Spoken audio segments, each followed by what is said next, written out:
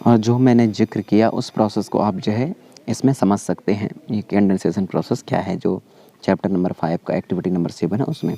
तो यहाँ आप देख पा रहे हैं कि किस तरीके से आइस और उसके ऊपर जो वेपर हैं, वाटर वेपर हैं, वो किस तरीके से बने हैं और नीचे वाटर ड्रॉपलेट कैसे हैं। ओके, चलिए।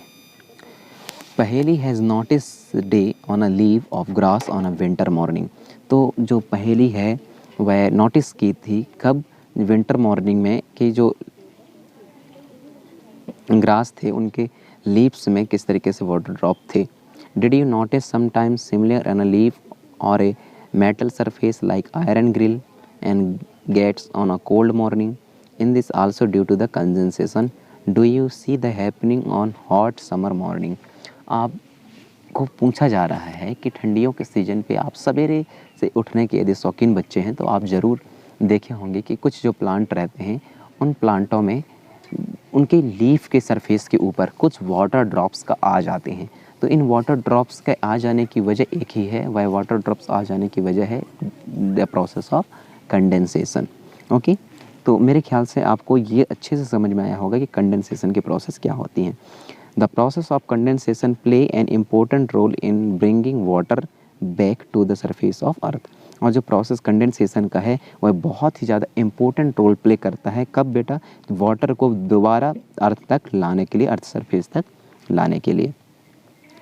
How does it happen? और यह होता कैसे है?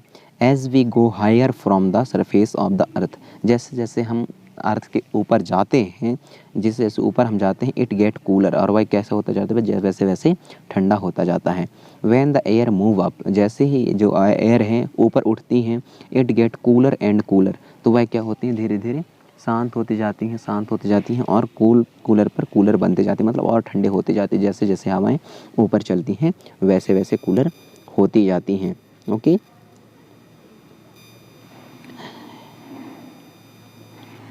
at sufficient height the air become as a cool that we water vapor present in the condensation to from teeny drop of water called the droplet। और यहाँ क्या बोला गया है कि सफिशेंट हाइट तक पहुँचने के बाद ये जो एयर हैं ये कैसे बन जाते हैं बेटा? कूल हो जाते हैं, और जो वाटर वेपर है प्रेजेंट होते, वाटर वेपर के प्रेजेंट में ये कंडेंसेशन का प्रोसेस कंप्लीट होता है और ये टिनी ड्रॉप ऑफ वाटर में कंप्लीट मतलब बदल जाते हैं या टर्न हो जाते हैं, और इसी को बोला जाता है droplet.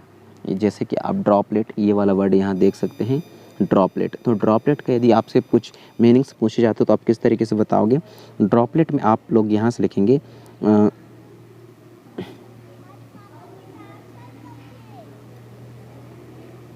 yes, at the sufficient height the air become as a cool that the water vapor present in the condensation to form the tiny drop of water called the droplet.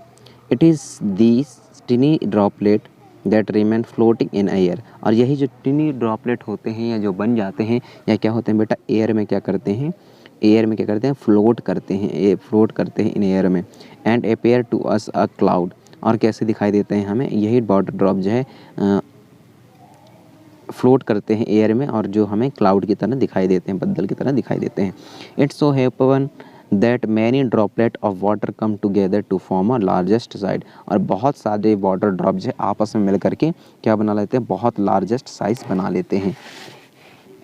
तो मेरे ख्याल से यहाँ आपको समझ में आया होगा कि किस तरीके से वाटर ड्रॉप बनते हैं, किस तरीके से बादल का फॉर्मेशन होता है, किस तरीके से बादल बनते हैं।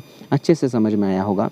वो इसलिए क्योंकि एक बार यदि फिर भी समझ में ना आई हो तो चलिए एक बार जिक्र करता हूँ मैं अच्छे से, कि यहाँ से वाटर जो है ऊपर जाती हैं और जैसे जैसे हाइट बढ़ती जाती है कूलर पर कूलर बनती जाती हैं, और एक टाइम ऐसे आता है कि ये वाटर ड्रॉप जो वाटर वेपर जो है धीरे धीरे से वाटर ड्रॉप में कन्वर्ट हो जाती हैं, और वाटर ड्रॉप में कन्वर्ट होने के बाद जब बहुत सारे वाटर ड्रॉप कन्वर्ट हो करके और आपस में मिल जाते हैं, लार्जेस्ट साइज का क्लाउड इस तरीके से वो बना लेते हैं।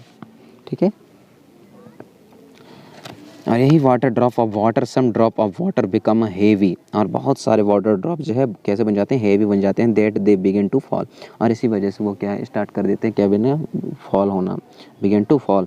This falling water drop are, और ये वाटर ड्रॉप जो कि गिरते हैं, वाटर वी कॉल रेन, और इन्हीं वाटर को अपन लोग क्या बोलते हैं? रेन कहते हैं। In special condition it may also fall a hail और स्नो। यहाँ क्या बोला गया कि स्पेशल कंडीशन पे यह भी गिर जाते हैं गिर जाते हैं। Now thus the water in the form of vapor goes into air by the evaporation and the transpiration from cloud and then come back to the ground as a rain, hail or snow। क्या बोला गया है कि जो यही water क्या कहते हैं, सबसे पहले वेपर के फॉर्म पे ऊपर चली जाती हैं, एयर में मिक्स हो जाती हैं through the process of evaporation, through the process of transpiration, form a cloud and then come back, और उसके बाद जो है दोबारा वापस आती हैं और ग्राउंड पे क्या करती हैं बेटा, रेन करती हैं, हेल करती हैं और स्नो करती हैं। ओके, सो अपन लोग नेक्स्ट टॉपिक पर डिस्कशन करेंगे नेक्स्ट टाइम। तो तब तक आप सब सलामत रहिए। Thank you.